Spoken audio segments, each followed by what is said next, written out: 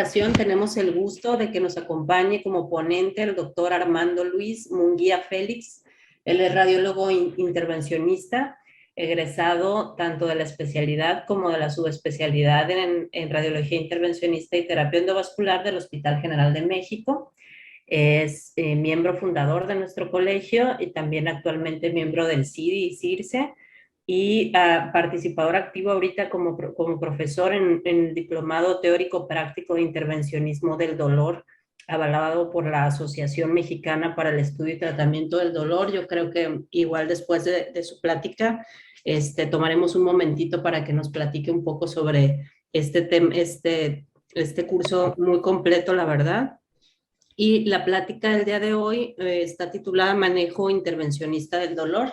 Entonces vamos a tocar algunos de los puntos de los que tratan en este curso, y pues sin más le doy la palabra, doctor. Gracias, buenas tardes. Muchas gracias. Gracias por la presentación. Buenas tardes a todos. Y pues bueno, vamos a hablar sobre algunos procedimientos intervencionistas en el dolor. Es un tema bastante amplio, pero abordaremos algunos temas importantes. Vemos que son procedimientos ya sean diagnósticos o terapéuticos que conlleva la administración de un fármaco vía percutánea para ayudar a modular el dolor en el sitio del cuerpo que se produce este. El fin diagnóstico es determinar las estructuras involucradas en producir el dolor, y el fin terapéutico es tratar la causa o tratar de aliviar el dolor. Nosotros valoramos el dolor, hay varias escalas, pero la más común es la escala analógico-visual del dolor, donde 0 es un paciente que no tiene dolor y 10 es un dolor intolerable, insoportable.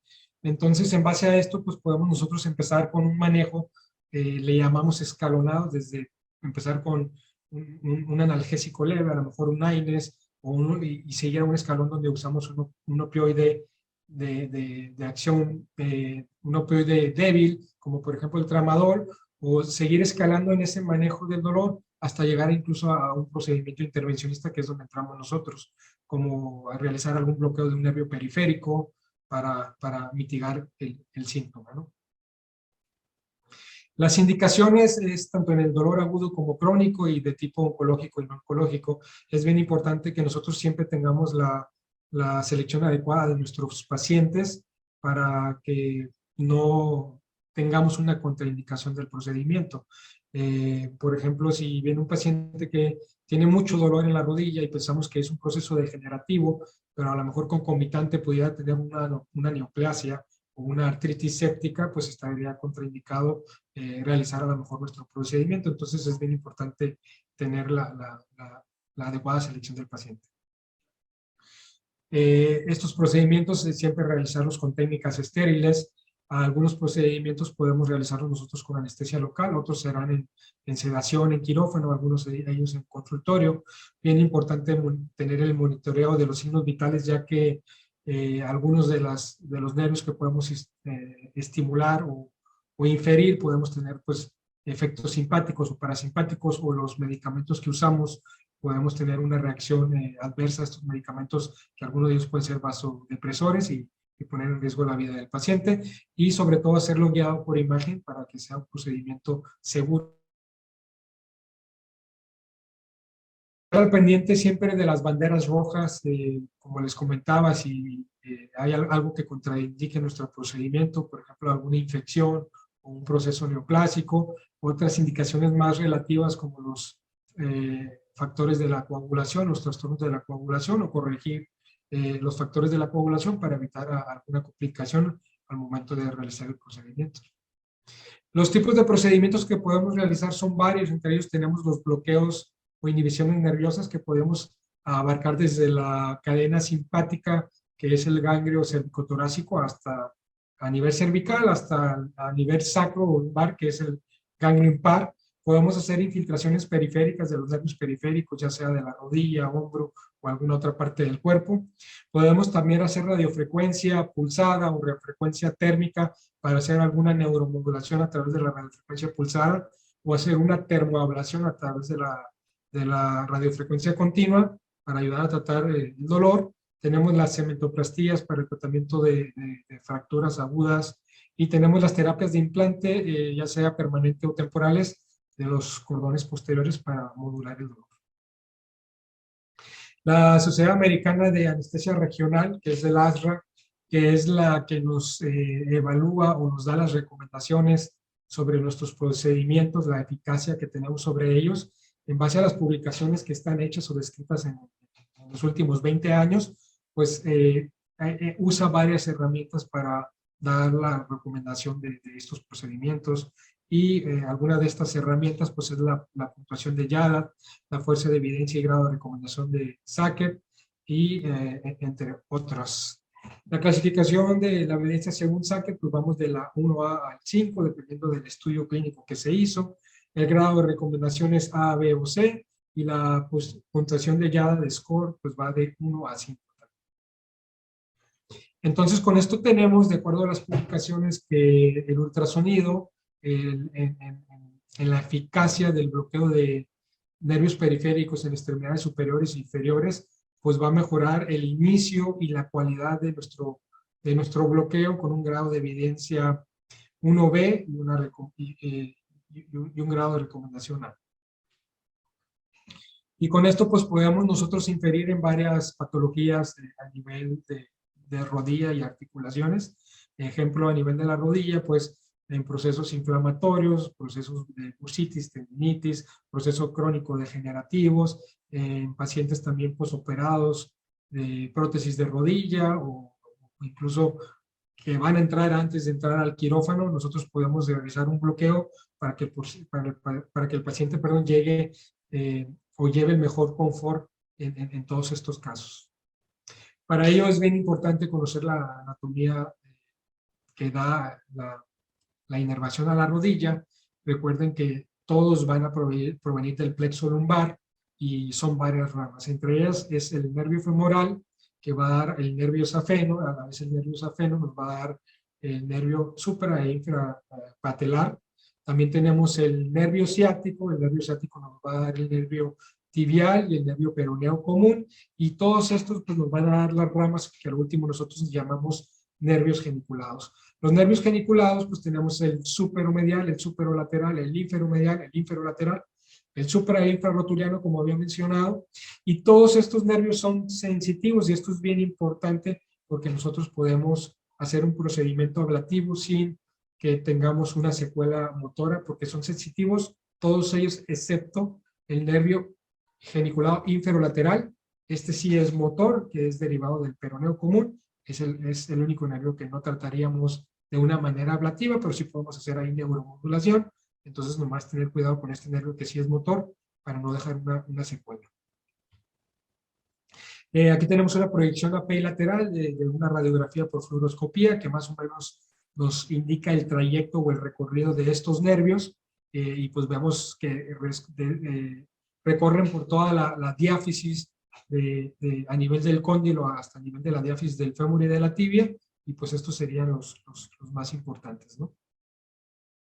Por ultrasonido, la manera de nosotros localizarlo, igual vamos a poner nuestro transductor de una manera como un corte transversal, por así decirlo, a nivel del cóndilo del fémur o el cóndilo de la tibia, que sería más o menos donde empieza la convexidad, perdón, del hueso, y posteriormente nos vamos a dirigir hacia esa concavidad del reborde óseo, que sería más o menos a nivel de la diáfisis del fémur en este caso, y más o menos a este nivel, 1 milímetro separado de la cortical, es donde vamos a localizar la arteria geniculada, y nosotros sabemos que enseguida de la arteria siempre va a estar el nervio por la situación de vena, arteria y nervio, y ahí es donde, aunque no veamos a veces el nervio porque son muy pequeños, es donde tenemos que colocar nuestra aguja para poder hacer ya sea un bloqueo por medicamentos o un proceso de neuromodulación o ablativo, como en el ejemplo que tenemos aquí.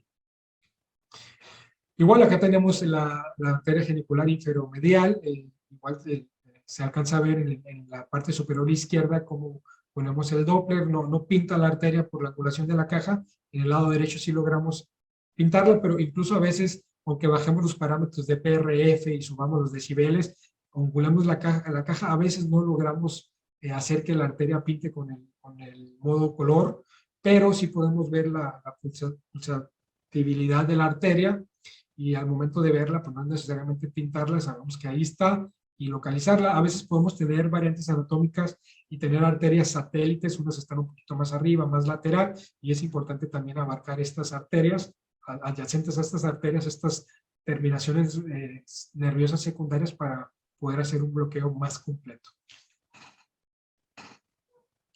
Y pues bueno, básicamente si nosotros estamos en el consultorio y nos llega una paciente con una adecuada historia clínica, a lo mejor complementos de laboratorios, una radiografía y ultrasonido, pues nosotros podemos diagnosticar la mayoría o varias causas de patología en rodilla que ocasione dolor y sobre todo tratar de descartar las banderas rojas que contraindiquen algún procedimiento de bloqueo y pues incluso si el paciente necesitara una resonancia magnética y tiene mucho dolor, pues podríamos realizar un bloqueo en el consultorio de nervios geniculados y que el paciente vaya con mayor confort a hacerse algún otro estudio o procedimiento o intervención quirúrgica.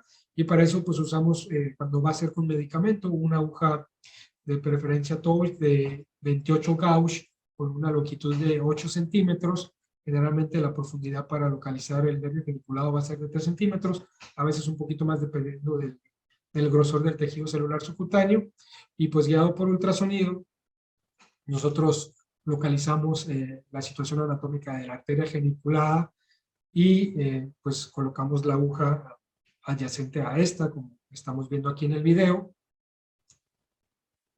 Y pues nuestra aguja va a entrar, la arteria, ahí pues no la estoy pitando, pero la podemos ver con el latido, como pulsa, y pues hacemos una combinación nosotros de anestésico local con esteroide para infiltrar el nervio. Se pone alrededor de 2 a 3 centímetros cúbicos, no necesita más volumen, con eso se baña todo el trayecto del nervio y con esto podemos hacer un bloqueo pues diagnóstico, pronóstico o un bloqueo para aliviar el dolor. Generalmente el bloqueo usamos un anestésico local de larga duración de 4 o 6 horas combinado con esteroide para provocar el efecto a mínimo 6 semanas. Pero pues la literatura dice que se supone que hagamos un bloqueo diagnóstico-pronóstico con un anestésico local de corta duración, ya sea lidocaína, el que ustedes quieran, 1 hora o de 4 horas si es propivacaína. El paciente en ese momento tiene que tener una mejoría del dolor de al menos del 50% o hasta el 80%, pasa el efecto del medicamento y posteriormente pues regresa el dolor, pero ya con esto podemos nosotros hacer, por ejemplo, una situación ablativa, ¿no? Solicitar al paciente hacerle una ablación de sus nervios para que el efecto pues sea mucho más duradero, hasta 1 o a veces 2 años. Generalmente pues a mí sí me gusta usar, si no está contraindicado por supuesto, que no tenga el paciente osteoporosis, entre otras cosas, combinarlo con esteroide para que el paciente al último tenga un efecto más prolongado de unas 6 semanas, 2 meses, a veces hasta 3 meses, y que pues al último el paciente esté a gusto, más cómodo y tenga la oportunidad de valorar hacerse una radiofrecuencia que pues al último hay que rentar un equipo que económicamente pues lleva a más dinero y que el efecto pues sea más duradero y que esté a gusto mientras se llega al siguiente procedimiento. Una vez que nosotros tenemos un resultado bueno con un bloqueo diagnóstico-pronóstico, que el dolor mejore arriba del 50%, entonces pues vale la pena hacer el gasto y hacer un procedimiento ablativo. Si el dolor no mejora arriba del 50%, no vale la pena hacer el gasto de hacer un procedimiento ablativo porque esa mejoría del menos del 50% el paciente la puede obtener. Entonces, pues no vale la pena el beneficio y el gasto económico, ¿no? Y la radiofrecuencia, pues hacemos nosotros una destrucción del tejido a través de una termocoagulación y este es el equipo que se usa.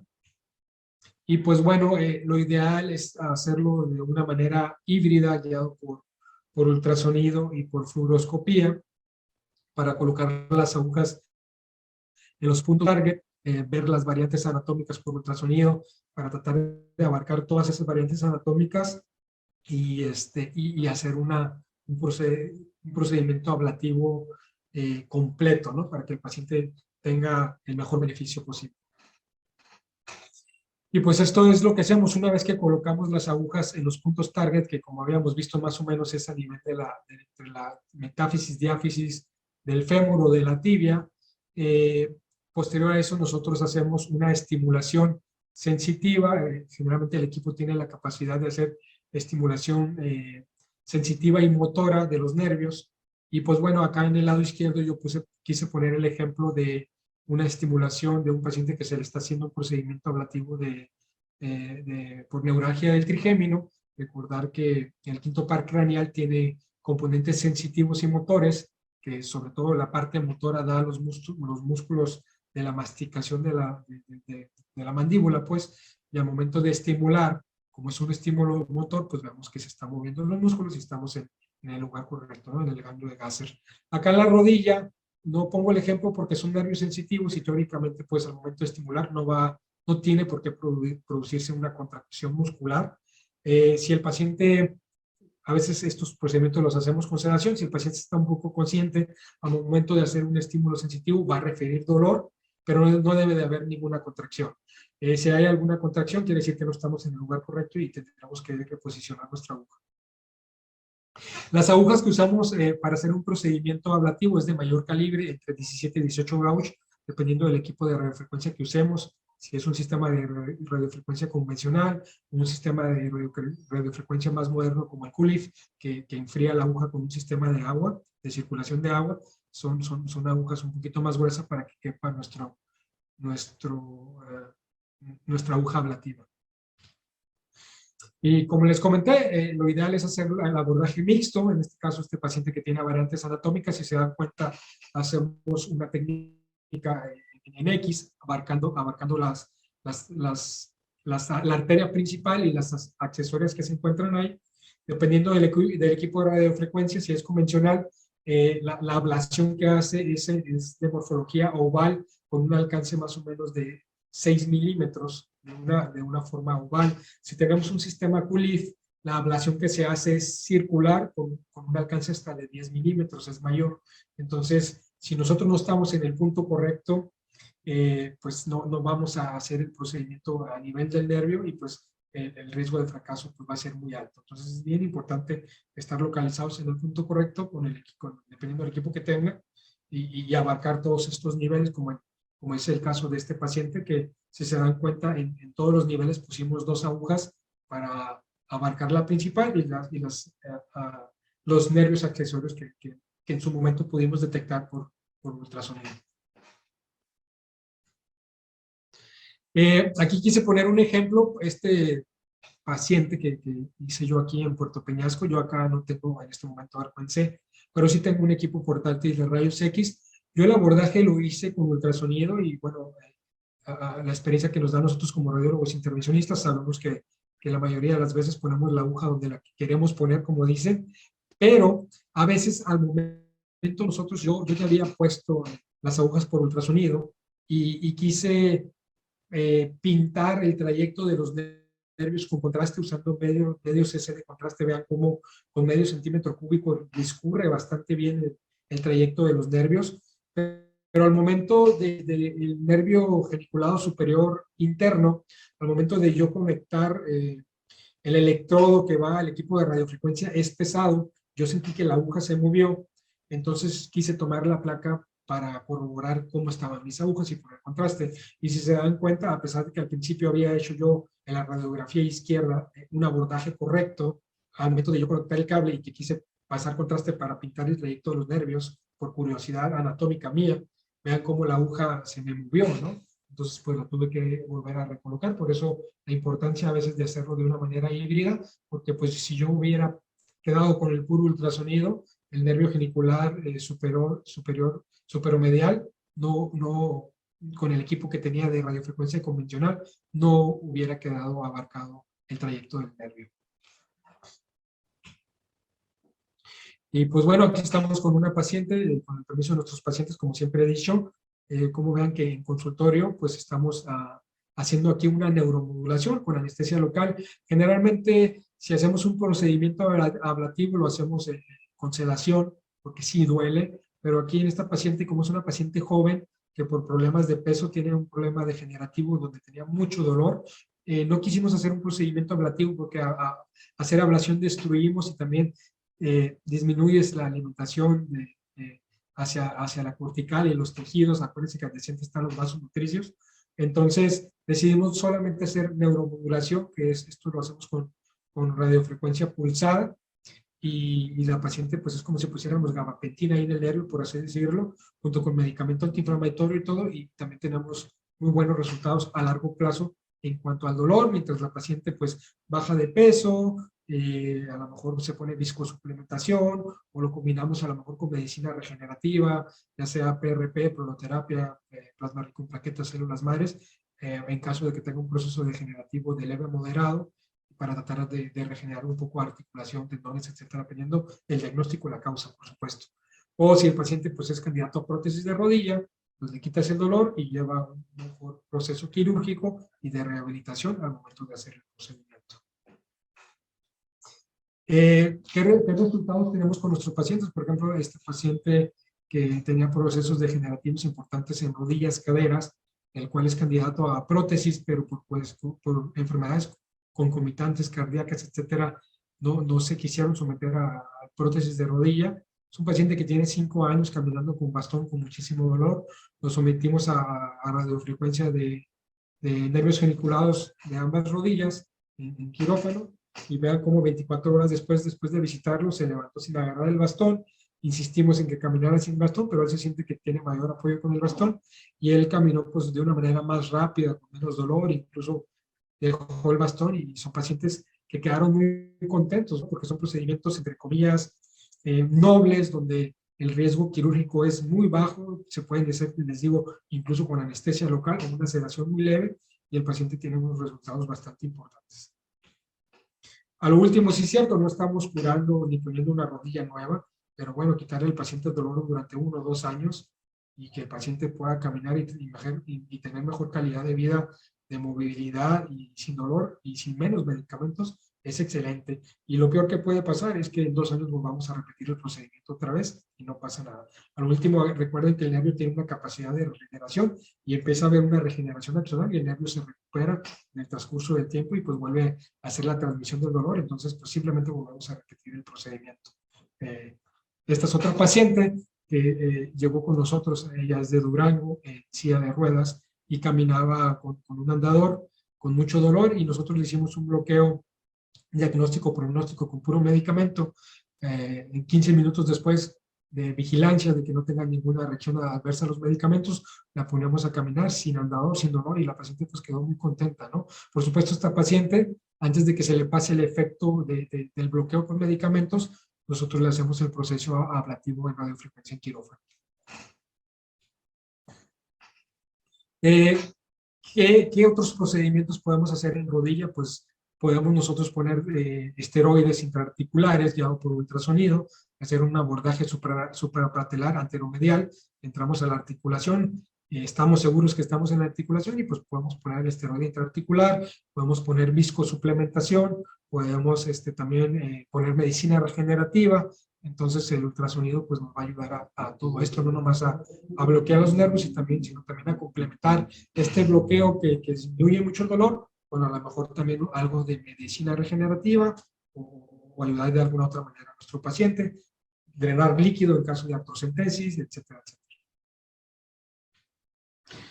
Y pues vemos que de acuerdo a las publicaciones, pues que al momento de nosotros hacerlo ya por ultrasonido, pues tenemos una certeza de hasta el 96-98% de que nuestro abordaje intraarticular va a ser el adecuado, porque lo estamos viendo. A veces, incluso en manos expertas, pues hacerlo a ciegas tienen un riesgo de falla hasta del 20, hasta del 30%, de no estar adentro de la articulación, y también de evitar funcionar estructuras vasculares y causar algún hematoma, etcétera. Entonces el ultrasonido siempre nos va a dar garantía y certeza de nuestros procedimientos. Al igual, vemos en esta publicación cómo los que hicieron la artrocentesis extrajeron mayor cantidad de líquido que a ciegas, y también hubo menor dolor del procedimiento guiado por ultrasonido que al momento de hacerlo a ciegas, porque pues garantizamos no lesionar estructuras adyacentes, también garantizamos dar menos piquetes o el menor número de piquetes posibles, y en su caso pues extraer la mayor cantidad de líquido, si no es que al 100%, porque pues estamos ahí viendo que hacemos la artrosíntesis de manera completa, ¿no? Y no parcial. Y pues bueno, en cuanto al hombro, pues igual que la rodilla, es una articulación compuesta por cápsula, tendones, y pues podemos inferir exactamente lo mismo en hacer bloqueos para mitigar el dolor, podemos hacer medicina regenerativa, podemos hacer ya sea para tendones, bursas o a nivel intraarticular, dependiendo del problema por el cual acuda nuestro paciente, o para mayor confort para la rehabilitación posterior a las cirugías de hombro también.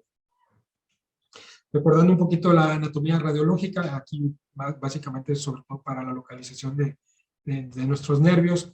Acuérdense que a nivel de la tuberosidad mayor del húmero, en la parte más inferior y lateral, por ahí va a discurrir el nervio axilar accesorio o circunflejo, y ahí es una referencia anatómica donde nosotros lo podemos bloquear, que es a este nivel más o menos. El nervio pectoral lateral, que discurre y desciende por abajo del cuello. Su localización anatómica va a ser a través del proceso coracoides. Entonces, son importantes estas referencias anatómicas. La inervación del hombro va a estar básicamente, son varios nervios, los tres principales es el supraescapular, el axilar accesorio circunflejo y el nervio pectoral lateral. El nervio supraescapular, y da el 70% de la inervación sensitiva de ciertas estructuras anatómicas del hombro, como cápsula, articulación, tendones, es un nervio que nace del plexo braquial, sobre todo de la raíz lateral, y va a descender, y a nivel de la escotadura supraescapular, este nervio es mixto, es motor y sensitivo, va a dar unas ramas motoras al músculo supraescapular, y luego desciende por la espina, por la muesca o espina espinoglenoidea, y da también al infraespinoso, y más o menos a este nivel ya da una rama meramente sensitiva, que esta rama va a ir a la parte posterior y superior, es esta que está aquí, de la articulación del hombro. Entonces esto es importante porque la referencia anatómica de lo que es la escotadura supraescapular, nosotros la podemos abordar por ultrasonido, y podemos hacer aquí un bloqueo con medicamento, y podemos hacer radiofrecuencia también, pero aquí en este caso sería radiofrecuencia pulsada. ¿Por qué? Porque a este nivel tenemos ramas sensitivas y motoras. Si nosotros hacemos una radiofrecuencia ablativa, pues dejaríamos una incapacidad de elevación y de rotación externa del brazo por lesión a nervios motores que dan al supraespinoso y al infraespinoso. Pero anatómicamente a este nivel, que es pura rama sensitiva, nosotros aquí sí podemos hacer un procedimiento ablativo, porque son ramas meramente sensitivas. Entonces, esta situación anatómica nerviosa a este nivel es bien importante, que la localización, como les dije, es a nivel de la muesca espinoglenoidea, pues es súper importante, porque aquí podemos hacer nosotros un procedimiento ablativo, ¿no? Los que fueron ahí al curso, si está alguno en la plática, pues vimos que practicamos mucho con ultrasonido agarrar la rama supraescapular a nivel de la escotadura. A este nivel simplemente pues es un nivel mixto, entonces aquí nomás es hacer neuromodulación o un bloqueo con medicamentos. El nervio axilar también proviene del plexo braquial, de la raíz posterior del plexo braquial, va a bajar por la parte posterior de la cintura escapular, y luego va a dar una vuelta y va a trascender o transcurrir, perdón, y pasar exactamente, como les dije, por el borde lateral e inferior de la tuberosidad mayor del húmero. Esta es una referencia anatómica donde podemos nosotros aquí bloquear el nervio axilar accesorio o circunflejo, que este da el 20% de la inervación sensitiva a la articulación del hombro, sobre todo la parte anterior, esto llega a la parte anterior. Y también es importante, combinando estos dos nervios, pues tenemos un bloqueo bastante completo del 90%, y con estos dos le ayuda muchísimo a los pacientes a bajar el dolor hasta un 80% o a veces hasta el 100%. Entonces, otra referencia anatómica por ultrasonido, los que fueron también ahí al curso, se dieron cuenta que, como les había dicho, a nivel del cuello quirúrgico, ponemos un corte transversal y abajito transcurre el nervio a este nivel. Muy importante tener cuidado de no lesionar la arteria axilar, que pues por ultrasonido la estamos viendo, y por volumen 2-3 centímetros cúbicos nosotros lo vamos a poder bloquear a este nivel. También la referencia anatómica por ultrasonido es en la intersección de la fascia del tríceps con el deltoides, con el redondo menor, se hace como un triángulo, un cuadrilátero, y ahí van a ver la arteria y el nervio, y ahí también lo podemos agarrar con ultrasonido y bloquear. Son nuestras referencias anatómicas. El nervio pectoral lateral, que nace también del plexo braquial, de la raíz de C6-T1, como dije, desciende a través del cuello y pues su rama pasa por abajito de lo que es el proceso coracoideo. Nosotros ponemos aquí la aguja y por volumen podemos llegar a bloquear el nervio.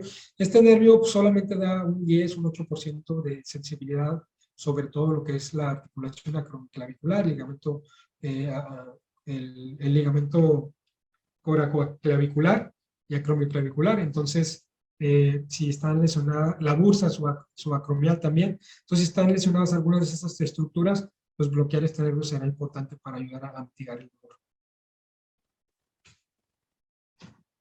Bueno, y la técnica por fluoroscopía, pues esta sería nuestra zona segura, como habíamos visto, que sería la rama meramente sensitiva, poner nuestra aguja de radiofrecuencia a nivel de la muesca espinoglenoidea, que es en esta situación anatómica. La profundidad más o menos para llegar aquí casi siempre son 7 centímetros, y pues bueno, si vamos a hacer radiofrecuencia se usa una aguja de 18 gauge o 17 dependiendo del equipo, y el pectoral lateral, como habíamos dicho, a nivel de la apófisis coracoidea. Acuérdense que nuestro alcance de la aguja al momento de hacer la ablación va a ser de 6 milímetros de manera oval o 10 milímetros de manera redonda si usamos un sistema de cúbito. La técnica pues es el paciente de cúbito prono, con la mano con rotación interna de la palma volteando a ver hacia nosotros. Nosotros vamos a hacer una proyección AP para localizar lo que es la anatomía de la cintura escapular, y posteriormente el hombro que vamos a tratar, hacemos una proyección oblicua del lado que vamos a tratar 15 grados y un poquito cefálica, otros 15 grados para abrir la articulación y localizar nuestra muesca espinoglenoidea para tener la situación anatómica de la muesca y también de la tuberosidad mayor adyacente, donde a este nivel más o menos agarraríamos lo que es el nervio axilar circunflejo o accesorio guiado por fluoroscopía, que también más o menos son 5 o 7 centímetros de profundidad aquí y aquí. Y es donde nosotros colocaríamos nuestras agujas para hacer el procedimiento ablativo. Recuerden que es una zona segura, ese nivel donde no hay arterias, no vamos a lesionar un vaso, tampoco está a ese nivel el pulmón, nada, entonces es un lugar seguro. Y aquí a este nivel, la circunfleja también es la rama meramente sensitiva. Si quisiéramos agarrarla por este nivel, ahí sí pasa la arteria, entonces tenemos que tener cuidado o hacerlo guiado por ultrasonido para no lesionarla, pero por fluoroscopía nosotros podemos entrar a estos puntos de una manera muy segura. Por ultrasonido, pues nosotros vamos a colocar nuestro transductor a nivel de la espina de la escápula, de lateral a medial. De lateral vamos a tener el acromion y vamos a hacer un barrido de lateral a medial hasta localizar lo que es la escotadora supraescapular y el ligamento transverso superior, que es este que está aquí, y nosotros pues vamos a ver la arteria supraescapular que está por arriba del ligamento y el nervio está por abajo. Entonces es un compartimento cerrado. Esto es bien importante. Nuestro abordaje siempre va a ser de medial a lateral. Vamos a entrar, nuestra aguja, pues tener cuidado de no lesionar la arteria. Hay que cruzar el ligamento y vamos a poner nuestra aguja hasta que topemos con nuestro reborde óseo, y aquí vamos a bloquear el nervio con medicamento, con 5 centímetros cúbicos de la combinación de esteroide con anestésico local. Es muy importante no usar más volumen. Al principio a mí me pasaba que pensaba que por poner en la rodilla, si me decían 2 o 3 centímetros, yo decía, le voy a poner 4. Aquí soy 5, pues decía, le voy a poner uno más, 6, nos vale, a veces una manera mal de pensar, más vale, como dicen, que sobre que falte. No es, el paciente no lo va a ir mejor, al contrario, tenemos mayor riesgo de causar alguna reacción adversa con los medicamentos que estamos usando, y por ejemplo en este caso que es un compartimento cerrado, pues el nervio se aprieta con el volumen que estamos poniendo y también podemos causar una lesión isquémica por compresión. Entonces, poner más medicamento no garantiza que tu bloqueo va a ser mejor. Lo que garantiza que tu bloqueo va a ser mejor es que tú estés en el lugar correcto. Lugar correcto, con la dosis correcta, el paciente le va a ir, al paciente le va a ir muy bien. Entonces es importante que sigan ese consejo. La anatomía, pues vamos a tener aquí el músculo supraespinoso, el trapecio, el tejido celular subcutáneo y la muesquita, si la anatomía, por supuesto, no está alterada. Hay pacientes que están posoperados o que tienen escoliosis y a veces no es tan fácil tener esta imagen, la mayoría de las veces sí, este va a ser nuestro punto target. Recuerden que aquí el nervio aquí da ramas mixtas, motoras sensitivas, por lo cual vamos a usar dosis analgésicas en caso de quitar el dolor, o dosis anestésias en caso de que de un procedimiento diferente, que quieran dormir totalmente motor y sensitivo, o neuromodulación, nunca ablativo a este nivel para no dejar una lesión permanente. Y aquí vemos cómo hacemos el bordaje y ponemos el anestésico local. Aquí está el ligamento, cómo se levanta el ligamento al momento de poner el volumen. Con 3, 4, no más de 5 centímetros cúbicos es suficiente para que quede bien anestesiado o con un bloqueo analgésico, perdón, bien adecuado a nuestro paciente. Bueno, continuando, otro de los procedimientos que podemos realizar es el bloqueo caudal epidural, nosotros, bueno, los anestesiólogos lo usan mucho para cirugías ginecostétricas, cirugías inguinales, varios tipos de cirugías. Nosotros, para ayudar al dolor, lo podemos usar como acceso para poder nosotros llegar a las raíces nerviosas sacras y lumbares y poder poner medicamento para ayudar a desinflamar las raíces, a quitar el dolor. También podemos nosotros hacer ayudar con la adherenciolisis al momento de, ya sea con catéter o a través de aire, tratar de abrir esas bridas y ayudar mucho en este proceso.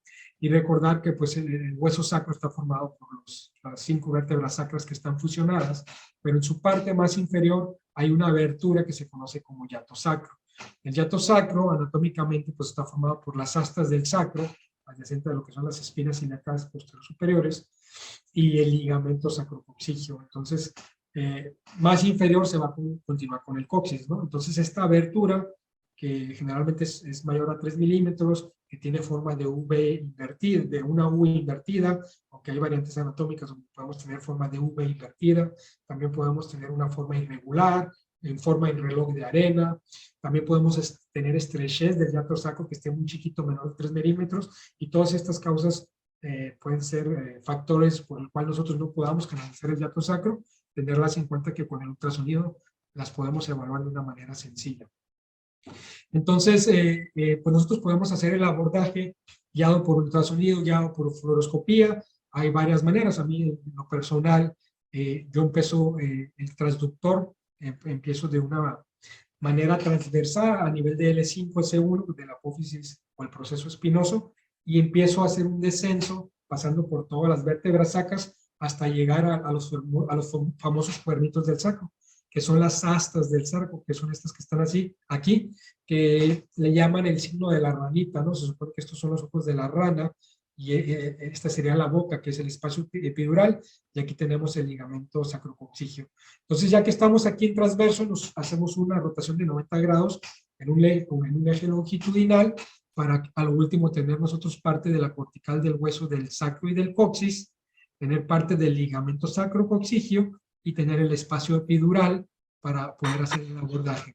Acá tenemos parte de lo que es la asta del sacro. Recuerden que si nosotros entramos, va a llegar un momento en que pues, la aguja ya no la vamos a poder ver más profundo, porque la asta del sacro, pues el ultrasonido no pasa al hueso, y por eso es importante entrar o hacerlo de una manera híbrida para tratar de no meternos muy profundos y que vayamos a llegar incluso al espacio subaracnoideo, que esto pues sería fatal. Imagínense poner esteroide en el espacio subaracnoideo, o lesionar el plexo venoso y causar algún hematoma o algo. Entonces, generalmente entramos 1 centímetro después del ligamento sacrococcigio, y posteriormente se puede introducir algún catéter para subir de una manera más cefálica, sin lesionar estructuras, poner contrastes si lo estamos haciendo de manera híbrida, para ver que estamos en el espacio epidural y no en el espacio subaracnoideo, etcétera, y posteriormente poder hacer alguna plastilla para tratar de abrir bridas o fibrosis, o simplemente pasar un medicamento y bañar las raíces hasta el nivel que nosotros queramos. Generalmente es un espacio que varía mucho. Hay artículos que dicen que le cabe entre 9 y 30 centímetros cúbicos, pero en realidad pues le puedes meter volumen hasta 200, 150, hay literatura, porque tú te puedes ir subiendo al nivel que tú quieras, torácico, etcétera, ¿no? Acuérdense que esto se continúa hasta la columna lumbar y dorsal. Entonces, pues vemos que el ultrasonido nos ayuda mucho, como había explicado, para nosotros poder diferenciar las variantes anatómicas del hiato sacro. Recuerden que el hiato sacro generalmente está localizado en personas delgadas, anatómicamente a nivel de la línea interglútea, y tiene una profundidad pues de 3-5 milímetros y llegamos incluso anatómicamente de una manera fácil, por así decirlo. Entonces, cuando usamos el ultrasonido, el transductor lineal, pues podemos nosotros ver estas variantes anatómicas, si está muy estrecho y es menor de 3 milímetros por esta variante anatómica y que a lo mejor no podamos entrar y estar ahí tratando de picar a nuestro paciente una y otra vez y no poder entrar por estas variantes anatómicas, pues tratar de no lesionar o no causar dolor, ¿no? O todo esto nos ayuda el ultrasonido. Y al hacerlo por ultrasonido, pues tenemos un éxito hasta del 98% de poder hacer este bloqueo de una manera fácil y confiada, ¿no? Entonces, aquí tenemos un ejemplo que pues es un paciente que anatómicamente a nivel de la línea interglútea, guiado por fluoroscopía en una proyección lateral, hacemos abordaje del hiato sacro. Ya al momento de estar en el hiato sacro, nosotros en una proyección AP, a través de un catéter, pasamos contraste y pues vemos que estamos en el espacio epidural. A la vez este paciente pues se le está haciendo ablación de facetas, con problema de síndrome cigoapoficiario, y pues con esto pues ayudarle a mitigar el dolor de origen facetario y de origen radicular, etcétera, etcétera, y pues bueno, esta sería la manera de abordarlo. Y aquí vemos cómo estamos a nivel del hiato sacro, la aguja no avanzó más, aquí avanzó nuestro catéter, y pusimos contraste y pusimos el medicamento, y a lo último pasamos un poco de aire, estamos pasando el aire, y vemos cómo al pasar aire nosotros podemos alcanzar niveles superiores, incluso L5, L4 o L3.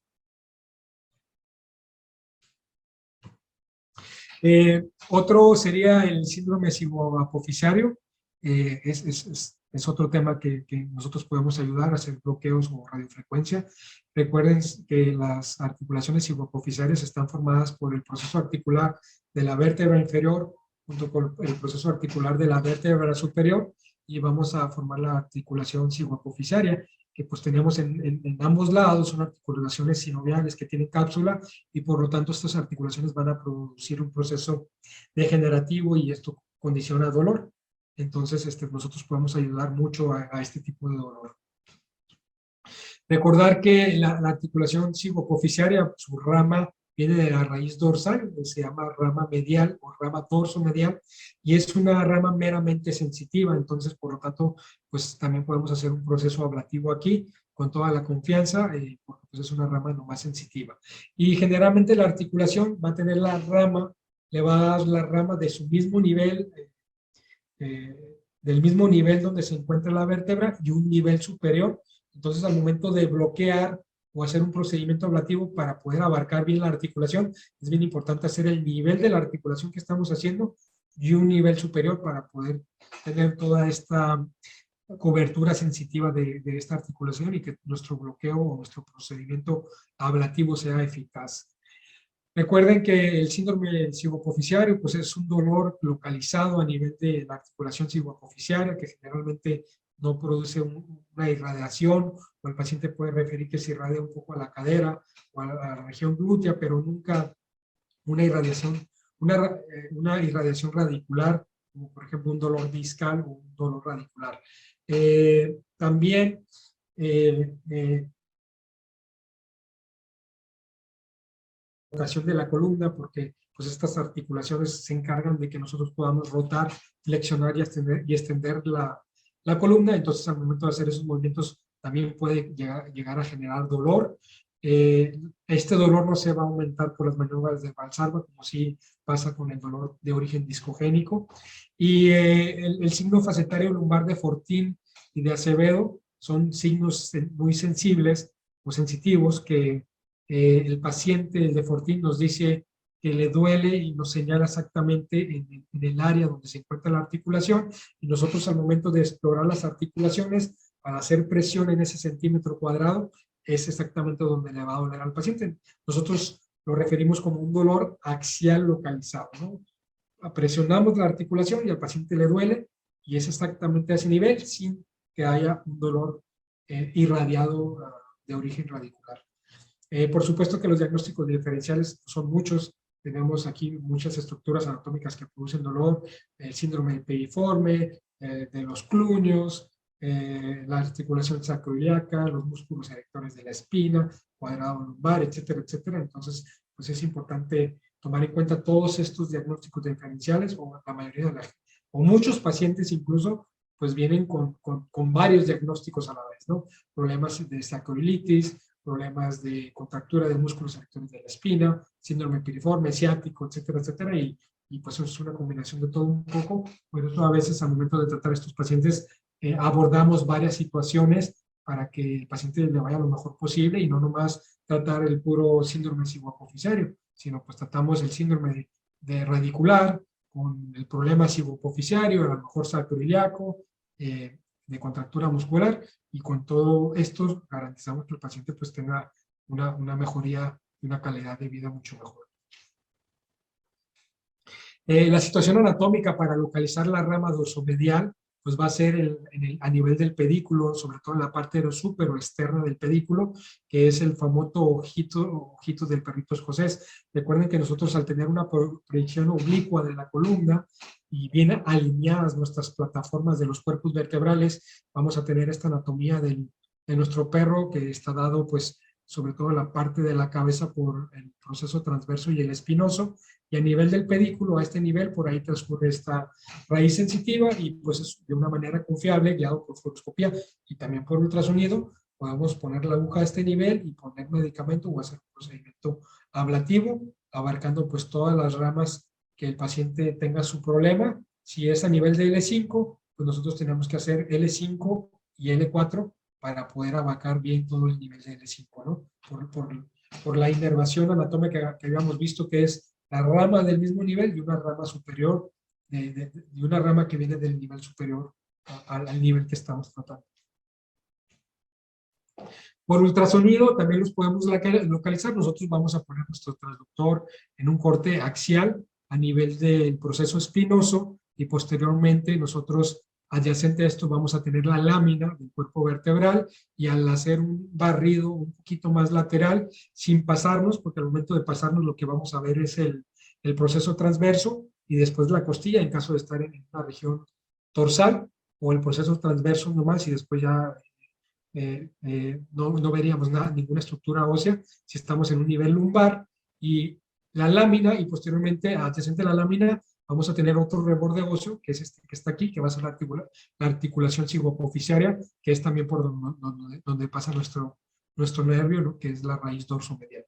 Entonces, les repito, estamos a nivel de la línea media, proceso espinoso, lámina. Un poquito más lateral estaría la articulación, y un poquito más lateral estaría el proceso transverso. Entonces, a este nivel nosotros podemos meter nuestra aguja y poner medicamento de 2 centímetros cúbicos de anestésico local con esteroide para abarcar bien esta articulación y la rama dorsomedial del nervio, o hacer un procedimiento ablativo, ¿no?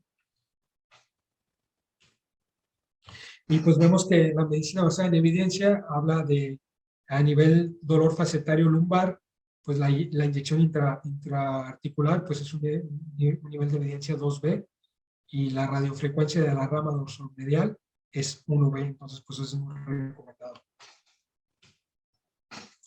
Y pues bueno, como les comentaba, pues generalmente son pacientes que tienen problemas multifactoriales, como en este caso que estamos haciendo varios abordajes. Estamos haciendo abordajes facetarios a nivel desde L2 hasta S1. También estamos haciendo un abordaje intradiscal a nivel de L4, L5 por una hernia de disco. Este procedimiento se le llama viacuplastía. Y también estamos a nivel de las raíces para pues hacer una neuromodulación en la raíz para el dolor radicular de origen discogénico por compresión. Y pues básicamente pues esto es lo que vemos. Aquí pasamos contraste para poder pintar la anatomía de la raíz nerviosa y poder saber que estamos en el lugar correcto de la raíz. Y pues aquí no haríamos un procedimiento ablativo, haríamos un procedimiento de radiofrecuencia pulsada. Simplemente es nomás ayudar hacer una neuromodulación, es como si pusiéramos de una manera más dicha gabapentina directamente en el nervio para pues no causar una lesión permanente o una discapacidad o incapacidad al momento de quemar, porque de aquí hay ramas pues sensitivas y motoras, ¿no? Y a nivel de las facetas, pues aquí sí podemos hacer un procedimiento ablativo, porque son ramas meramente sensitivas. Antes de hacer cualquier lesión, tanto neuromoduladora o ablativa, siempre es importante estimular.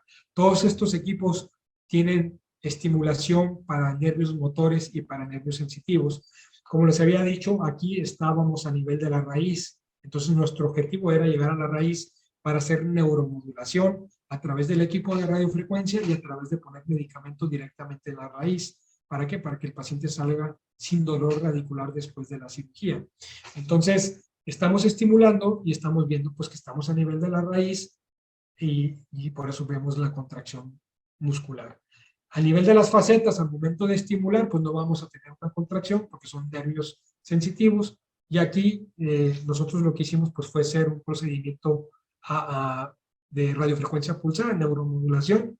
La neuromodulación, pues la temperatura es entre 40 y 42 grados, se pueden dar 3, 5 o hasta 7 minutos y pues ahí ayudamos a hacer neuromodulación del dolor. Cuando hacemos un procedimiento ablativo, la temperatura es de 60 o hasta 80 grados y generalmente damos 1 minuto y medio, no más de 2 minutos y medio en el procedimiento ablativo. La manera o la técnica, bueno, a mi gusto y de mi preferencia para radiarse lo menor posible es ponemos la situación anatómica de nuestro objetivo, alinear bien las plataformas, dar la oblicuidad para localizar esta anatomía del pedículo y posteriormente marcamos con una aguja el abordaje y más o menos, pues, dependiendo de la profundidad, puede ser entre 5, no más de 7 centímetros, dependiendo del tejido celular subcutáneo, vamos a llegar a la situación anatómica y generalmente con 1 o 2 disparos llegamos y no hacer una radiofrecuencia continua. Hay compañeros que usan guantes y meten su mano y ponen la aguja con radiofrecuencia continua.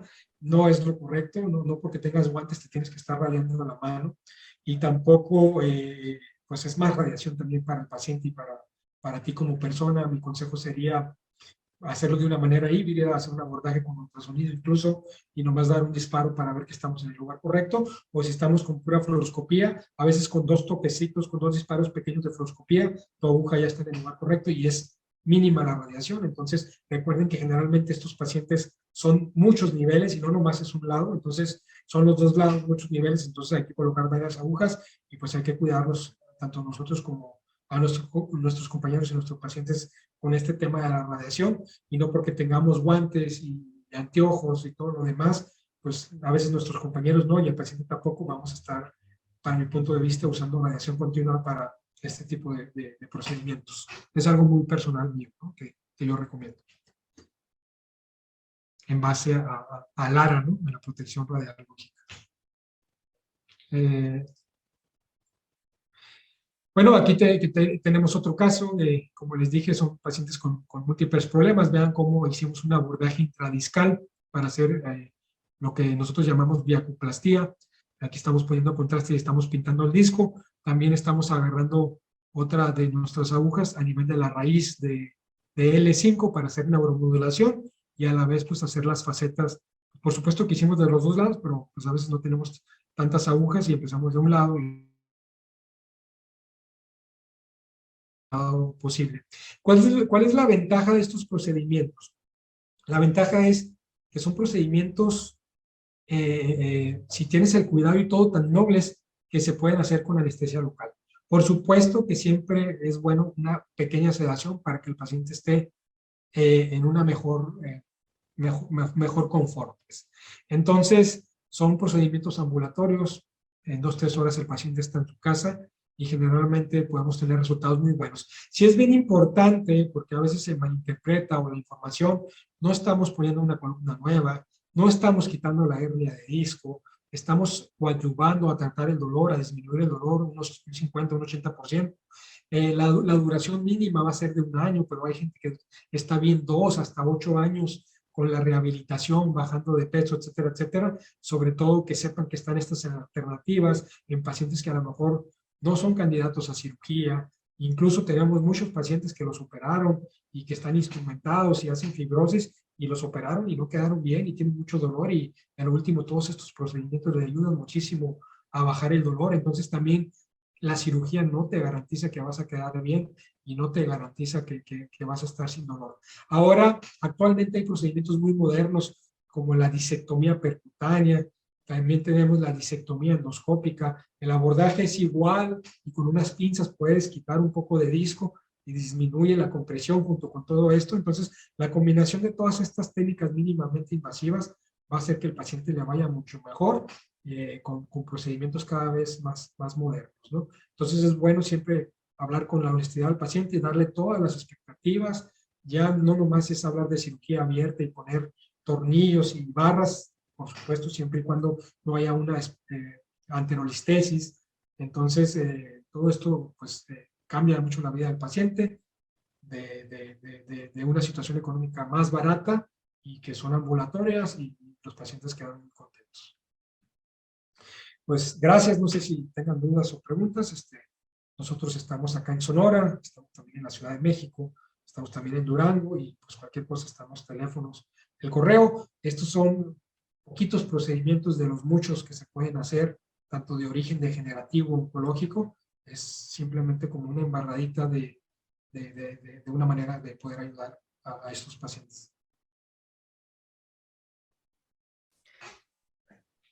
Excelente, muchísimas gracias, doctor, por la plática tan interesante. Yo creo que un panorama muy completo de todo, como dice usted, todas las herramientas que tenemos ahorita a la mano, que prácticamente es un mundo de opciones que se le puede ofrecer al paciente, y que muchas veces si nosotros también no estamos empapados en ello, ni siquiera sabemos de su existencia, pues menos podemos orientarlos, ¿no? No sé si hay de parte del auditorio hay algunas preguntas que gustan, que quieren hacerle. La doctora Berenice Lerma comenta: buenas noches, doctor. ¿Hay un número de procedimientos límites o de número de intervenciones límites al que usted considere para un paciente? No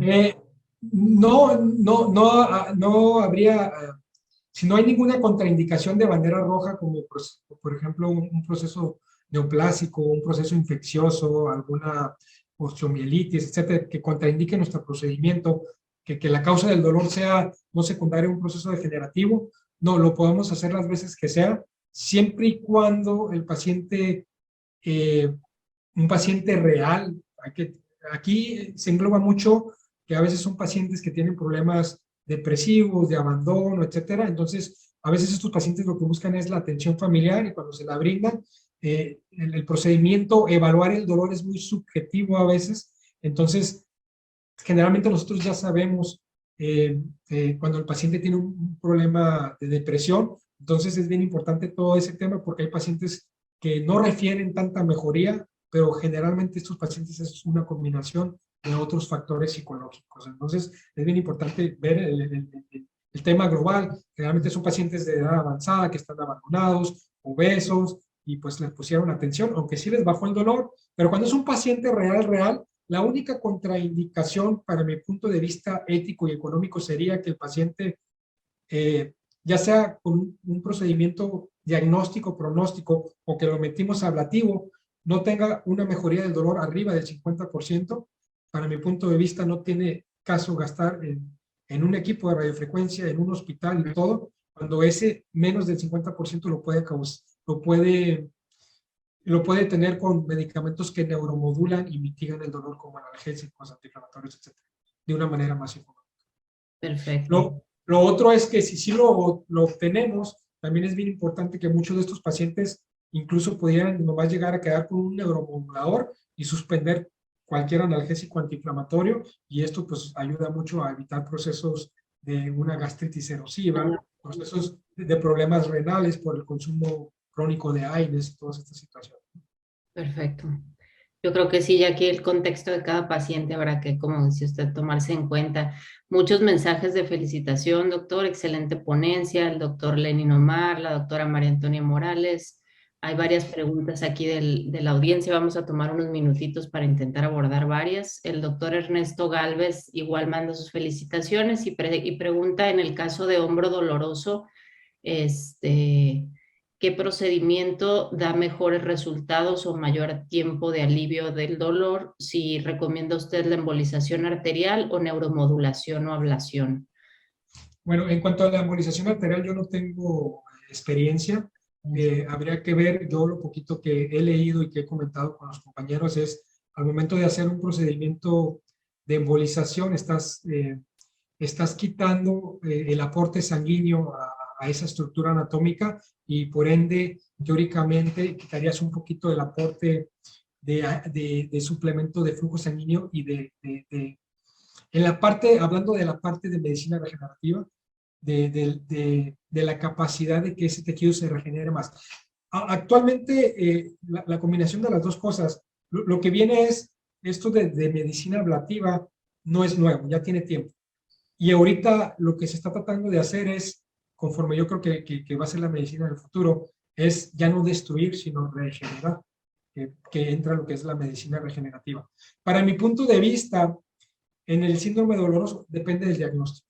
Si es por tendinitis, si es por un desgarro, lo que usted puede hacer es un bloqueo del supraescapular y del axilar para quitar el dolor un 90% y posteriormente usted puede hacer una medicina regenerativa usando plasma rico en plaquetas, prototerapia o células madres para que si el tendón está desgarrado se recupere en un mes, mes y medio y el paciente pueda llevar la rehabilitación, la terapia de rehabilitación, de recuperación de una manera mucho mejor.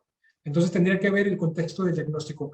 Yo, dependiendo del diagnóstico, sería a favor, si se trata de proceso inflamatorio y de desgaste leve, de hacer un procedimiento bloqueo o ablativo o neuromodulador y combinarlo con medicina regenerativa para tratar de que al último esa articulación o esos tendones o esa bursa vuelva a ser lo más normal posible en el menor tiempo posible y que el paciente vuelva a su actividad lo mejor posible.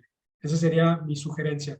Si es un proceso degenerativo crónico ya severo y el paciente es candidato, por ejemplo, a una prótesis, porque ya no hay nada que regenerar porque ya está pegando hueso con hueso, pues entonces aquí podemos nosotros hacer el procedimiento ablativo o neuromodulador, dependiendo de la zona anatómica donde estemos hablando, para que el paciente, mientras llega a la cirugía, llegue con el menos dolor posible y cuando se opere, la recuperación sea mucho mejor y el proceso de rehabilitación sea mucho mejor. Está súper demostrado y yo me tocó hacerlo con deportistas en la Ciudad de México y aquí. Un paciente que se opera de hombro o de rodilla por la situación que usted quiera y le hace un procedimiento de bloqueo o ablativo, la rehabilitación la lleva feliz. O sea, los pacientes les duele y cuando los bloqueas empieza a aumentar el rango de movimiento, la recuperación más rápida porque no tienen dolor y pueden hacer de una manera mejor su terapia de rehabilitación. No sé si con eso respondí la pregunta.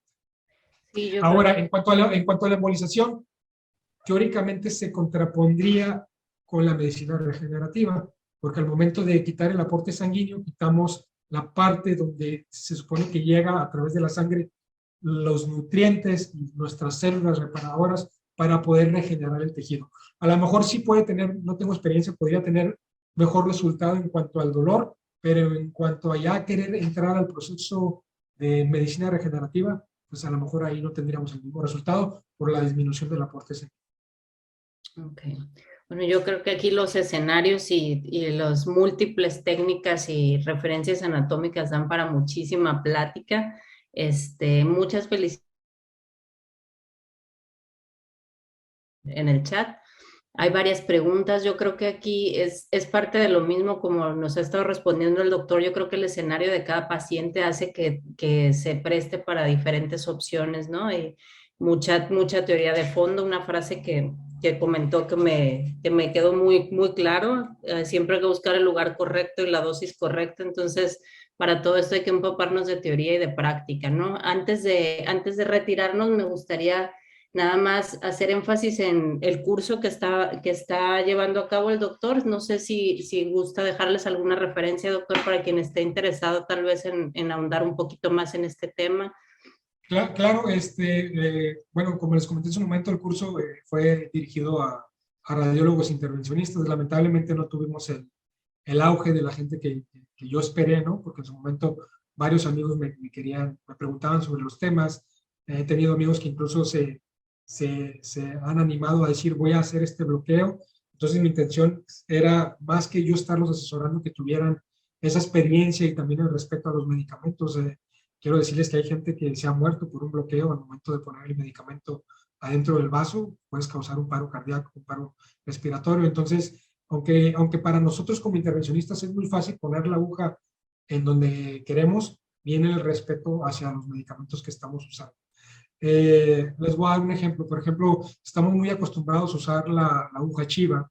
La aguja chiva es una aguja de corte. Entonces, generalmente ellos usan una aguja con un bisel redondo, que es la TUI. Y nosotros, por ejemplo, si yo llego a nivel de una raíz con una aguja chiva, acuérdense que la raíz nerviosa está cubierta por dura madre. Y al perforar la dura madre, no voy a poner el medicamento nomás en la raíz, el medicamento se puede ir incluso al espacio epidural. Y dependiendo de la dosis que pongas, pues cuidado. Entonces, serán situaciones muy raras, pero que sí pueden pasar y que han pasado. Entonces, a veces es muy fácil decir, voy a bloquear el plexo hipogástrico superior y darle a la raíz y poner volumen de más, o el que tú quieras, cualquiera. Entonces, mi intención, y por supuesto el de todos, porque yo sigo aprendiendo, no es mi tema, no soy anestesiólogo, no soy algólogo, es que se empapen, podemos ayudar mucho a la gente con el dolor y todo, pero hay que tratar de aprenderlo siempre de la mejor manera posible. El curso a lo último se abrió de una manera más general para tratar de abarcar los lugares. Yo creo que la gente que fueron varios amigos, Emiliano Márquez, Joel Maldonado, creo que se quedaron contentos, vieron que es un esfuerzo grande, se paga un hospital, se paga quirófano, se pagan pacientes en vivo, maniquís, modelos anatómicos, cámaras. Yo creo que es un curso muy completo. Actualmente todavía falta otra semana más. Creo que el que se quiera inscribir puede pagar la mitad, tiene derecho a entrar a todas las pláticas y a ir al siguiente fin de semana.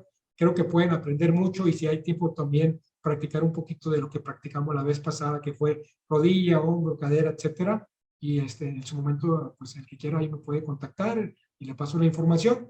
Si no, en un futuro irá a abrir otro curso.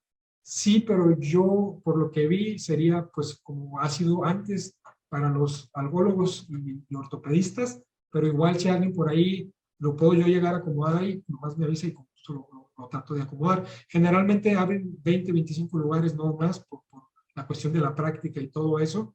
Y, y pues ya van 3 años, yo fui la primera generación y ahorita van como en la 6ª generación. Entonces, pues no soy el jefe, como dicen. Yo parece mi nombre ahí porque yo quise que fuera dirigido, porque cada ratito me hablaba un amigo de México y otro de por allá, y cómo le hago aquí y allá, y dije, bueno, pues mejor vamos a aprender todos juntos bien y a seguir creciendo en este tema que la verdad pues se ayuda mucho a la gente, ¿no? Incluso a familiares. Entonces, pues ahí está la invitación todavía. Excelente. Muchísimas gracias, doctora. De hecho, había una de las preguntas de la audiencia era si lo podían tomar anestesiólogos con alta en dolor. Pues inicialmente, como dice usted, fue enfocado más que nada a traumatólogos y anestesiólogos, ¿no? Pero ahorita quien esté interesado y pues ya ahorita con esta muy buen panorama que nos dio el doctor de los temas que se tratan, pues todavía pueden aprovechar para tomar esta segunda parte del curso y la plataforma teórica, ¿no? Entonces, doctor, de nuevo, muchas gracias por la plática, y muchas gracias a todos por acompañarnos. Espero que tengan muy buena noche y nos vemos en la próxima. Gracias a todos, cuídense mucho.